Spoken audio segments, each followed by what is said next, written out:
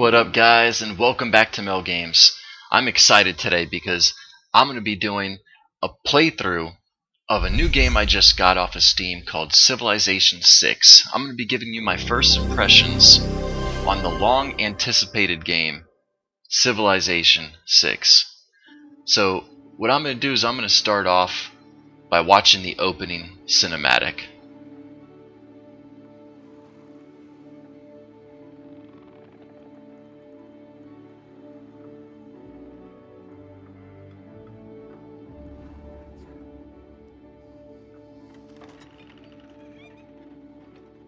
You're plotting a new course again, aren't you?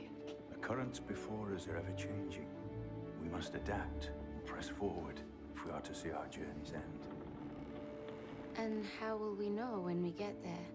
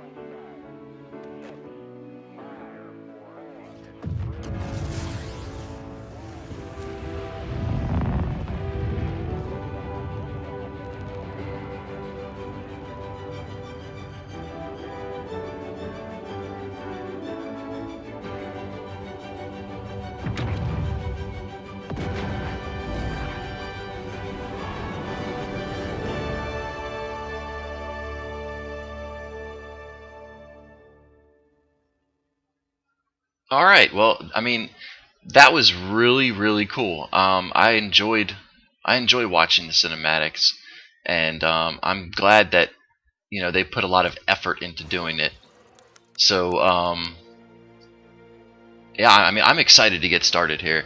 I'm gonna be doing a quick playthrough and giving you guys my first impressions on what I think about the game.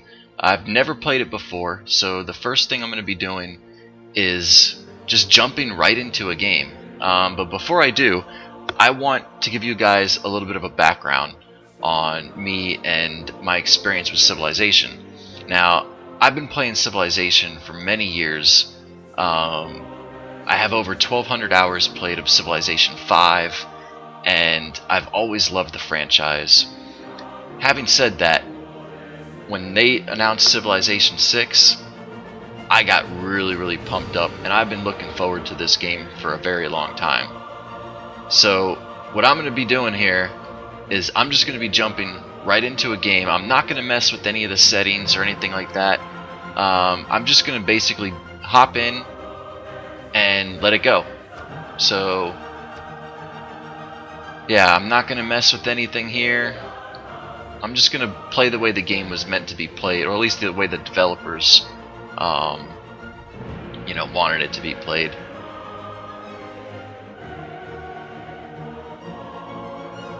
Now I know I can go down here into advanced settings and mess with all these little things in here, which that's something I'm going to do in a future playthrough.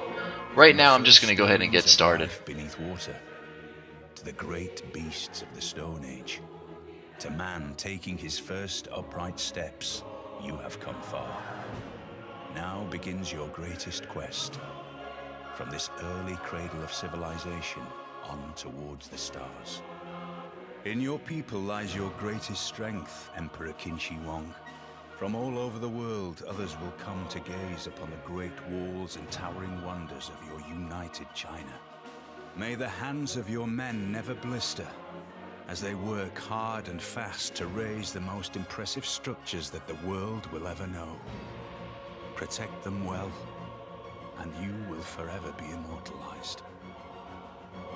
Well, first thing I gotta say about that is, I'm impressed with the voice actor that they got there. That guy, when he's talking, it's just, he sounds like he knows exactly what he's talking about, like he's like a history buff or something, like somebody I'd watch on the History Channel, which is exactly the type of voice that you need when you're playing a game like this. So good job for the Civilization developers getting such a good voice actor. So we're going to take a look here at our starting empire. We ended up randomly getting the Chinese Empire and this guy named Qin Shi Huang. And he looks like he's got a bunch of different features and abilities. So let's start here. It says, the first emperor. When building ancient and classical wonders, you may spend builder charges to complete 15% of the original wonder cost. Builders receive an additional charge. Okay, that's cool. We also have Dynastic Cycle, which says Eureka's and Inspirations provide 60% of the civics and technologies instead of 50%. I mean 10% I guess is good. I'm not sure how I feel about that, but we'll see. And then we got Crouching Tiger, which is a unique land unit. I'm interested to see how that plays out. That sounds really cool. And we got the Great Wall, which is a unique improvement. So I'm going to be able to build my own wall around my city. So I'm really looking forward to doing that. So I mean, without waiting around any much longer, let's get in here and let's just take a look at what we got. My first impression of this is I'm a big fan of the way this looks. Like we got a map, and it looks like a real map. We got areas up here, we got a compass going on, we have like a little dragon looking thing in the water. It's kind of like a kraken, you know, like when they had you know, ancient maps back then. Everybody was, you know, they thought the world was flat, and you didn't want to go out into the deep waters, and so that's why there's a kraken here. The kraken will get you if you go out into the deep waters. So it's really cool that they have that there. And let's see, zooming in here, I mean, we got my warriors, and we got my most important person, which is going to be my settler. Now I know from, you know, like I said, I've been playing Civ a long time, that the settler is my most important piece off the start, at least in turn 1. And so the first thing I'm going to have to do with him is get my city going. And then I see I got a couple resources here. I got some copper and some spices. So let's go ahead and get our city up. And it says Eureka. Gaining a city on the coast is giving your civilization insight into navigating the waves. Your knowledge of sailing has advanced considerably. Okay, so that's good. I mean, I always like to be able to use my, you know, the land and the sea early on in the game. And we got some other resources here. We got some jade. And, yeah, so I guess we're going to start off exploring with our warriors. So let's just go ahead and move them down this way. Get them exploring until I get a scout unit up and going. And then we're going to take a look at what we're going to build here. We got a bunch of units we can build. And we have some districts and buildings. And we have a couple of these advisors which want me to build a slinger, a scout, and a monument. Well, in Civ 5, I was always interested in building buildings first. So that's what I'm going to do right here. We're going to get our monument going, and then we can zoom in here and we can take a look. And there it is. It's going up right there in my city, which is really cool. It's a good added effect that they added to this game as a big upgrade over Civ 5. So now when we research, we have a couple of things here that we can look at. I know irrigation would be useful for my my dyes and my spices, which is what I'm going to need, but oh my god, this is a crazy amount of stuff that I'm going to have to research. The technology tree goes on for days. I'm not going to worry about too much of it right now. I'm just going to look at what I can research, and it's only the gray stuff. So I know I could come back and get that irrigation, or I could get the mines for that copper that's there. So I think that's the one I'm going to choose. Is I'm just going to go with mines because it's the first one on the tree. It's the easiest one to explore. And then I have to get irrigation going next, I think, is what a good plan should be. So I'm just going to keep exploring with my warriors and building up my my research and try to get these mines going. And I've found something immediately. I found a barbarian scout with my warrior, so I'm definitely going to want to try to go down there and see what happens with him. Now, scouts are normally weak, but they can move really fast. As you see, he walks right over there into the fog of war. So I'm going to do my best to try to trap him here and not let him escape so we can see what combat looks like in this game. So, yeah, I think I'm just going to go ahead and attack him.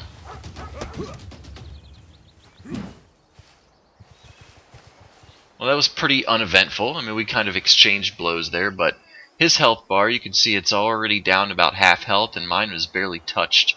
So I'll probably get him on the next turn, or one of the next turns here, coming up. Or he's just going to run away, and I'm going to have to chase him down, which is exactly what I'm going to do. So I'm going to stay right here to try to prevent him from... I'm going to cut off all of his routes of escape, because he's got nothing but rocks and water that way. And he's the only two places he can come I got blocked off, so I'm just going to sit here and wait for him to come up. And there he goes.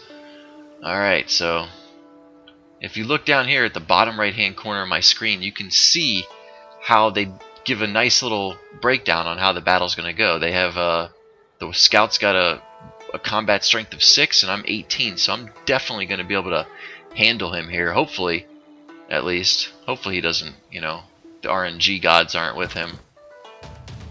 So let's give it a look. Oh wow, he just popped my dude in the face and he went down. Wow, that was kind of unexpected. I thought I was definitely going to take him out. But, I mean, he's got barely any health left, and I'm more than half health, so that's pretty cool. I'll just get him on the next turn. Well, I guess I can't get him on the next turn because he's so fast. And he's running through my city. So he's getting really close there. I know that in Civ 5 I was able to shoot at him with my city, but it doesn't look like I'm getting an option to be able to do that, so I'm just going to keep moving my warriors. I guess they removed that from the game. It was kind of cheap how you could just sit there and just bang on people with your city when you leave undefended. Who deserves more credit than the wife of a coal miner? Well, I got my first research completed, which is mining. So now when I get my workers, or my builders, I think is what they're called in this game now. Workers were Civ 5. But I'll be able to come out here and upgrade this copper because I just got mining. And I'm going to finish off these pesky scouts right here. Boom, boom, take that. Alright, well, now we got him out of our city. But as you can see now, our health is kind of low. So we are going to have to probably heal our guys up a little bit after this and choose a new research.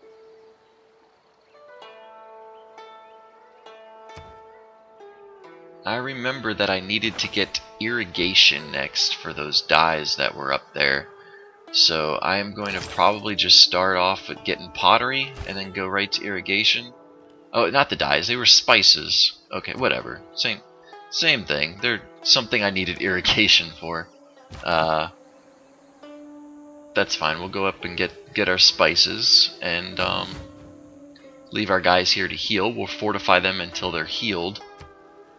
I know that's an ability that we can use from Civ 5. As you see, they're gaining 15 health, and we'll just keep plugging away with next turns until they get full health. And there's our monument, as you can see. I hope my civilization built that monument after me and not that scout that I had killed. That would be unfortunate if they built it about him. So what am I going to build next? I need to get that builder back. Here we go. There's the builder. I need to get him going so that I can get that mine up and running. And we're just going to keep chucking away at this next turn button. I mean, I have a couple more turns so I get my warriors and back to be healed. Enacting new policies in our government can be of great benefit. Our people await your decree. Alright, well, I'm not sure what she's talking about, so let's go to tell me more. Alright, so policies have concrete effects for gameplay. Some increase your city's production, while others generate more wealth, and still others help create a more efficient military. There are no right or wrong policy choices in the game, and one policy may be better for a given circumstance than another, or better suit your personal playing style.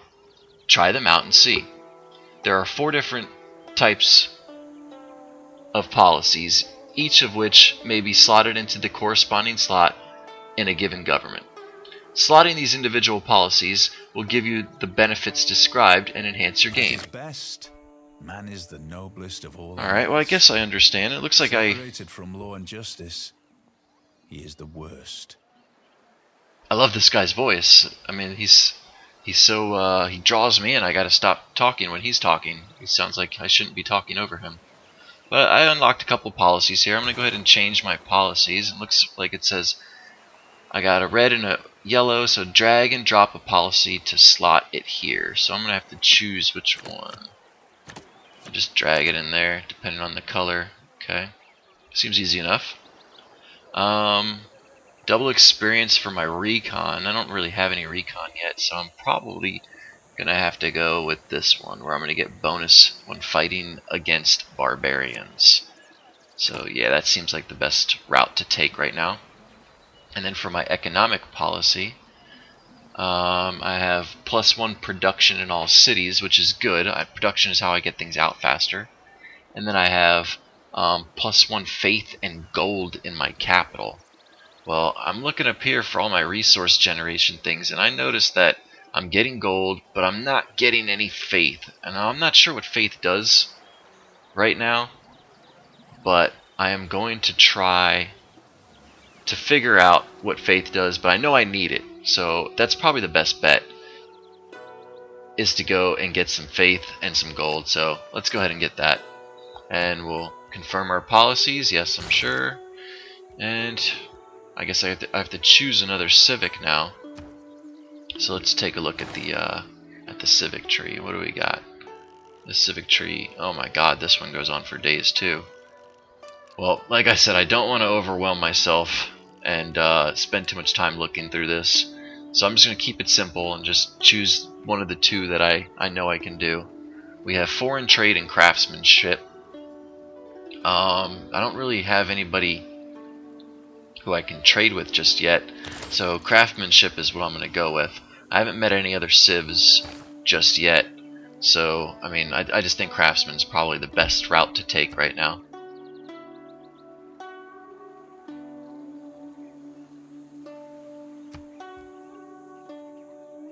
So we're just going to keep plucking away at this next turn thing until, or the button, until we can move these warriors. And now that they're fully healed, we'll start exploring again. And wait on our building and just keep exploring, because we got our workers coming out soon. And clay must feel happy in the good potter's hand. all right, so we got our second research done, which is pottery. So we're going to start working towards irrigation next. And we also found out this. Let's take a look at my worker here. So now we can get our worker going. We'll put him out here and get him building a mine next turn. And we are going to go down here and we're going to deal with this new barbarian scout that happened to cross into my territory, which is not where he wants to be right now. And I got to choose my next thing to build. I can build some units, or I can get a scout going, or there was a building up there which was granary. I don't think I need a granary right now. I think I need to start exploring more, because my warriors were so held up after they got into that battle with the first scout. So I'm gonna have to make this guy pay. Quick little battle. We give each other a little love tap, and I saw something that said promotion available. I wonder how that's gonna work with my warrior. So harvest resource removes the copper. I don't want to remove the copper. So where's build mine? Oh, here we go. Build improvement mine, +1 production. That's the one I'm looking for. Here we go. Eureka! Your mining operations have given you the ability to create an axle. Will the wheel follow? Your knowledge of the wheel has advanced considerably. Well, that's good. So we're going to get some wheels going, which will make working a little bit easier. We can build some chariots probably in the future. Some cars and tanks and stuff. You can't do that without the wheel. And now my builders have 3 charges left. I know I have 1 extra charge for being the who am I? The Chinese. So they get 1 extra charge, which is their racial, which is good. I guess it's not a racial, it's more of an ability. I'm too used to playing World of Warcraft to start talking about racials. Alright, so let's keep chasing down this scout, and we'll get our workers up here to try to build our spice plantation when our irrigation farm research is completed. Now I have unit is available for promotion, but why can't I promote him? I don't see anything here. Maybe it's because I'm out of movement turns, I'm thinking. So I'm just going to go ahead and next turn it and see if we can't get this promotion on the next turn. Reconnaissance units like scouts are unique in that they can gain experience by exploring and discovering parts of the world. That's cool. I mean, I don't have to fight with my scout. I can just go explore and he'll get XP. I used to have to fight with him in Civilization 5, and he's not a good fighter. So we'll just get him heading north since I already have my warrior heading south.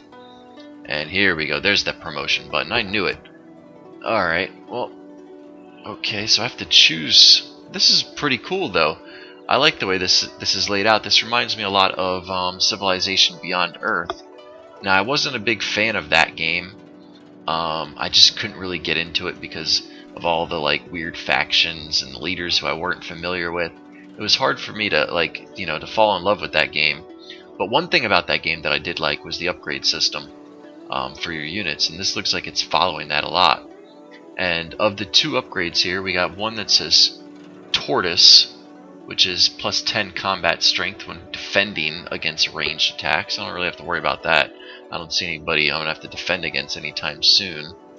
So I'm probably not going to go with Tortoise.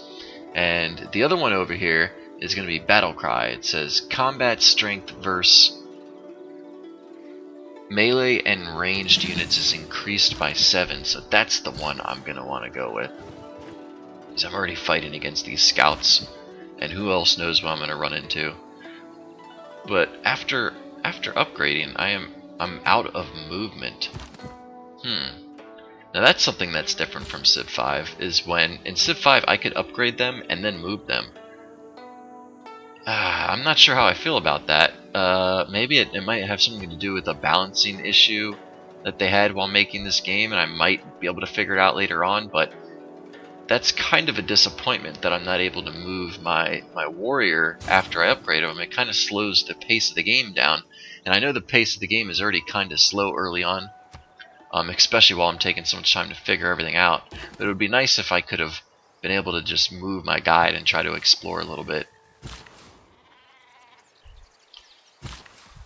So, here we go. Get my workers back heading up towards these spices after I messed up there. Our city-state neighbors have made a request of us. If we can impress them, I think they will reward us handsomely. Cool, so we've discovered a potential trade partner in the city-state. It says city-states are the smaller political entities. They cannot win a game. They are not competing against you, but they can greatly assist or impede your progress towards victory. You can befriend city-states and gain a number of important benefits, and you can ignore them and concentrate on bigger and more important things. Okay. Well, I mean, it seems like they work the same way as city-states did in Civilization 5, so I probably don't need to worry too much about what the rest of that said, because I have a good understanding of city-states. Basically, they're just minor factions that you can interact with, and they either can help you or they can hurt you later on, depending on how you treat them throughout the game.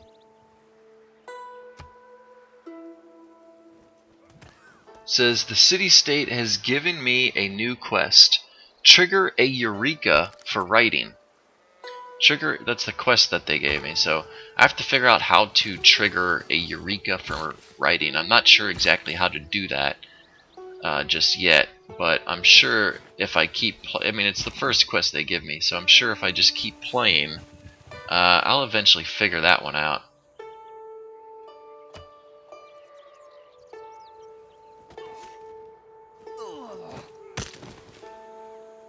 It looks like these city-state guys are already handling this barbarian camp that was up there, and they got 50 gold for it.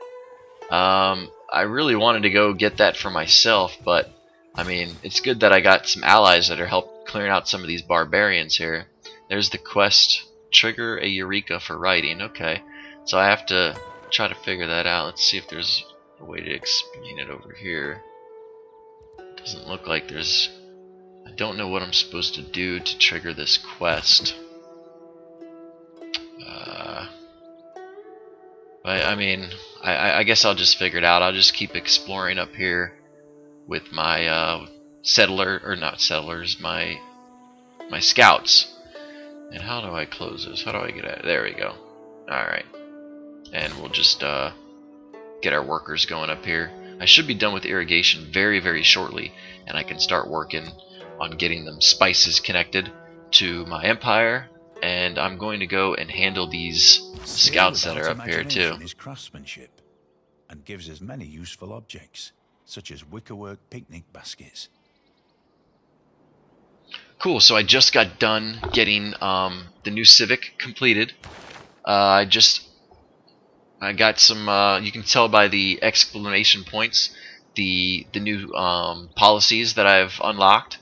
And we can see here if there's any ones that I want to trade out.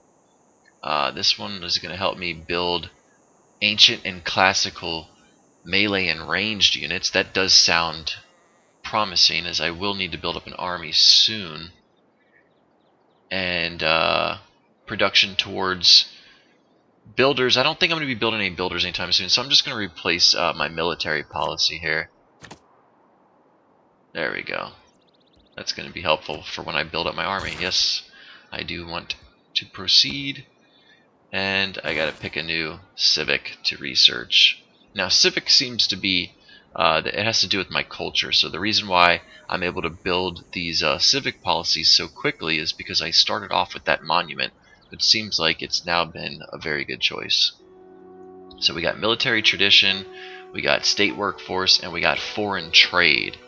Now, I think the foreign trade is definitely what I'm going to want to do. I met those new city-states that I want to learn how to write with, so I'm thinking maybe if I learn how to trade with them, it'll teach me how to write, and that would trigger the quest, possibly.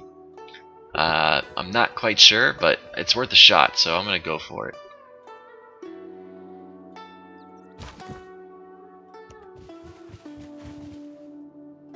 I'm going to start trying to chase down these scouts who are hiding in these woods over here.